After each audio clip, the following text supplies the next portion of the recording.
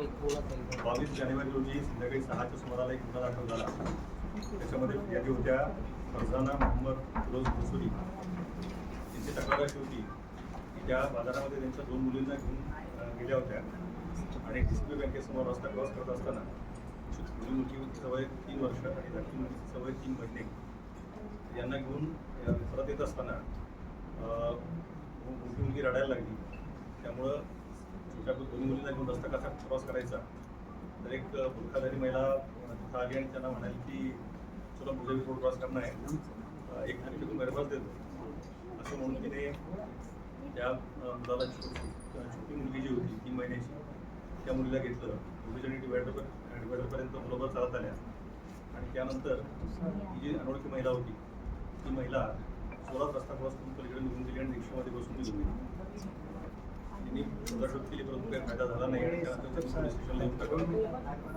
जेव्हा तपास सुरू केला तेव्हा तपासामध्ये असं लक्षामध्ये आलं की रिक्षाचा नंबर नव्हता परंतु त्या रिक्षाच्या मागच्या बाजूला आई असं लिहिलेलं होतं. त्याच्यावरून मग पहिल्यांदा ही रिक्षा ट्रेस करण्यात आली. त्या रिक्षा ड्रायव्हरची चौकशी करण्यात आली आणि रिक्षा ड्रायव्हरने सांगितलं की एका महिलेला मी रेल्वे स्टेशनला सोडलेलं आहे. त्याप्रमाणे मग पोलिसांनी पोलिसांच्या 4 टीम तयार केल्या गेल्या. क्राईम ब्रँचच्या 2 टीम तयार केल्या गेल्या. या टीम्सने मुंब्रा रेल्वे स्टेशनवरचं CCTV फुटेज पहिल्यांदा चेक करणं सुरू केलं. त्यातून असं लक्षामध्ये आलं की एक बुरखाधारी महिला काहीतरी घेऊन बदलापूरच्या दिशेला जाते. त्यामुळं मग मुंब्र्यापासून बदलापूरपर्यंतचे सगळे रेल्वे स्टेशन चेक करण्यात आली. एक महिला बदलापूरला उतरली असं दिसलं. त्यानंतर जाऊन आपण खात्री केली आणि खात्री केल्यानंतर असं लक्षामध्ये आलं की ती महिला ही नाही, केवळ गुन्हा असल्यामुळं त्याचा हे झाला होता. त्यानंतर पुन्हा तपास मूळचा घेऊन थांबला. मग मुंब्रा रेल्वे स्टेशनमधल्या सगळ्या CCTVचं पुन्हा एकदा बारकाईने निरीक्षण केलं. त्यावेळी असं लक्षामध्ये आलं की प्लॅटफॉर्म नंबर 2वर एक महिला त्यामध्ये एक बाळाला घेऊन येते. त्या बाळाचा सॉक्स तर पायाचा बाहेरच्या बाजूला दिसतोय. एका माणसाला भेटते, त्यांना अजून एक महिला येऊन भेटते आणि त्यानंतर एक महिला परत निघून जाते स्टेशनच्या बाहेर आणि त्यानंतर ही महिला आणि तिच्याबरोबरचा माणूस हे इकडं CST लोकलमध्ये बसतात आणि मुंबईच्या दिशेला निघतात. त्यानंतर मग मुंबईकडची आपण सगळी रेल्वे स्टेशन चेक केली तर ठाणे रेल्वे स्टेशनला ती महिला उतरल्याच्या नंतर निष्पन्न झालं की महिला आणि पुरुष आणि त्यानंतर पुढचा बाईक काही ट्रेस लागायला तयार नव्हता. परत तपास जी महिला मुंबईमध्ये निघून गेली होती त्या महिलेच्या दिशेनं सुरू झाला. पूर्ण CCTV फुटेजेस पुन्हा चेक केली आणि चेक केल्यानंतर असं लक्षामध्ये आलं की शादी महल हॉल रोडला ईशानगरला ती महिला उतरलेली. परंतु त्या भागामध्ये अनेक बिल्डिंग्स आहेत आणि सगळ्याच भागामध्ये काही CCTV कव्हरेज नाही आहे. परंतु गोपनीय बातमीदार आणि त्यानंतर बाकी सगळ्या सोर्सेसचा वापर करून या महिलेला निष्पन्न करण्यात आलं. या महिलेचं नाव निघालं नसरीना शेख.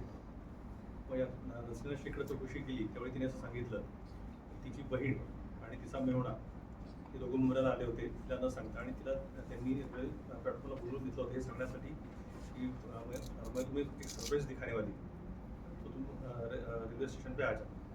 आणि त्यानंतर मग जेव्हा ती तिकडे गेली त्यावेळी त्या सरप्राईज म्हणजे काय तर 3 महिन्याचं बाळ दाखवलं आणि बाळ दाखवल्यानंतर घरग्याने ही लोकं निघून गेली. मग त्यानंतर बहीण आणि मेहुणा हे कुठेही विचारल्यानंतर मग त्यानंतर असं लक्षामध्ये आलं की हे मूळचे याचे आहेत खेटरी जिल्हा अकोला. मग त्यानंतर आपण अकोल्याला टीम पाठवली खेटरी गावामध्ये आणि त्यानंतर ते लहान बाळ आणि त्याचबरोबर ते दोघंही नवरा बायको आरोपी यांना आपण ताब्यामध्ये घेतलेलं आहे. केवळ 6 दिवसामध्ये 3 महिन्याचं लहान बाळ हे आपण सुखरूपपणे आणू शकलेलो आहे. मुंब्रा पोलिसांनी ही अतिशय उत्तम कामगिरी केलेली आहे. त्यामुळे मुंब्रा पोलिसांचं या निमित्तानं मी अभिनंदन करतो. अपहरणाचं कारण असं होतं की लग्न होऊन जवळजवळ 8-9 वर्ष झाली परंतु मूल होत नव्हतं आणि यूट्यूबवर प्रतिनिधीला असं कळालं होतं म्हणजे हेरुन्निसा आरोपी जे आहे हेरुन्निसा मुजीब मोहम्मद हेरुन्निसाला असं कोणीतरी सांगितलं होतं आणि यूट्यूबवरून तिला असं केलं होतं की मुंब्रा भागामध्ये म्हणे नवजात अपघाशी सोडून दिली जातात किंवा रस्त्याकडे टाकली जातात तुला काहीतरी त्यामध्ये नक्की मिळेल असं त्यांना वाटलं. म्हणून बहिणीला देखील यावेळी न सांगता यापूर्वी 2 वेळेला ती मुंब्रा लिहून गेली होती तर तिला असं काही सापडलं नव्हतं परंतु यावेळी तिला तो हे मिळाला आणि त्यानंतर त्या भारतात घेऊन शकतो. सर तुम्ही सांगितल्याप्रमाणे पहिले बदलापूरच्या दिशेने शोध मोहीम सुरू होती, त्यामुळे पाहिलं तर अनेक सीसीटीव्ही फुटेज तुम्हाला हाताळावे लागले होते. याकरिता नेमकं किती सीसीटीव्ही फुटेज तुम्ही हाताळले होते आणि यामध्ये किती नेमकं पोलिसांना पोस्टमार्टम तैनात केला होता? एकूण छपरा पोलीस स्टेशनच्या 4 टीम होत्या. टीम आपल्यासमोर आहेतच आणि यांनी दिवस रात्र काम केलेलं, सुरुवात 18 तास काम केलेलं आहे. कमीत कमी 1600 सीसीटीव्ही फुटेज आपण चेक केली आणि या सगळ्यांचं अनालिसिस करणं, त्यानंतर एका सीसीटीव्हीवरून दुसऱ्या सीसीटीव्हीपर्यंत जाणं, कमीत कमी 1600 सीसीटीव्ही फुटेज चेक केली. सर, महिला का भी पुराना आपराधिक रिकॉर्ड नहीं कुछ सर कितने घंटे में क्या सॉल्व किया आप लोगों ने? इसको 6 दिन लग गए, लेकिन ये दोनों दिनों काफी कॉम्प्लिकेटेड ये था, 6 दिन के अंदर हो गया. सर, इन पर कौन सी धारा लगाई? BNS section 137. सर हिंदी में ब्रीफ कर दीजिए थोड़ा सा. म्हणावे लागेल तब्बल 6 दिवस जे आहे ह्या मुलीचा शोध जो आहे तो ठाणे पोलिसांच्या माध्यमातून सुरू होता. अखेर ह्या मुलीला सुखरूप जे आहे कुटुंबियांच्या हातामध्ये आपल्याला अतिशय मोठा तपास जो आहे तो ठाणे पोलिसांनी ह्या प्रकरणामध्ये पाहायला मिळाला. या 3 महिन्याच्या मुलीला जे आहे आता सुखरूप त्यांच्या आई वडिलांच्या स्वाधी त्या ठिकाणी करण्यात येते आपल्याला पाहिलं ठाणे मुली ज्या आहे आता या बाळाला आपण जर बघितलं तर कुटुंबियांनी सुखरूप जे आहे या ठिकाणी स्वाधीन केलेलं आपल्याला पाहायला मिळतं. त्यामुळे ठाणे पोलिसांची कारवाई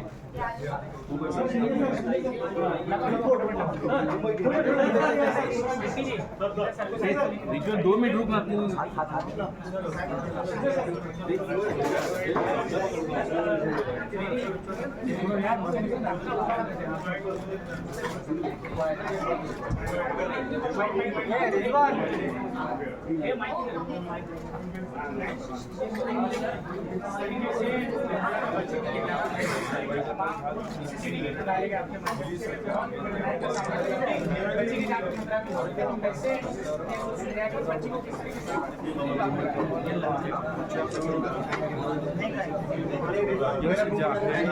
ठाणे पोलिसांना आलेला आहे आणि आपल्या मुलगी कुटुंबियांना जे आहे त्यांना स्वाधीन करण्यात आलेलं आहे. त्यामुळे ठाणे पोलिसांचं जे आहे ते आता थोडं स्तरावर आपल्याला होताना पाहायला मिळतं. आज ठाण्याचे थोडे मागे पण जा ना. स्टेजवर